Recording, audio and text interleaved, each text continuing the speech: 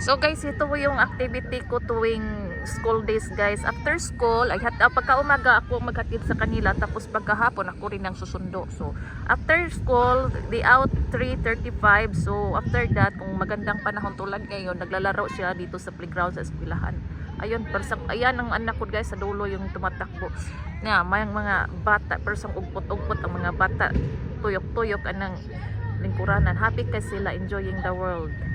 No bells, no problem ng mga bata. Always I can be a bata again.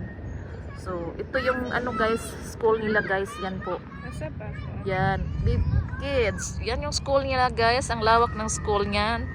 Diyan ko sila susunduin dyan sa building na yan. Tapos maglalakad ako dito. Hanggang doon. Ang layo ng lalakarin ko guys. Tapos nandoon pa yung sasakyan ko naka-park sa malayo. Hindi siya makikita dito nandoon sa malayo kasi fall yan pagdating ko dito fall. So ngayon pupuntahan ko yung sasakyan ko, kunin ko, dadalhin ko siya diyan sa malapit. So that's all guys, may update.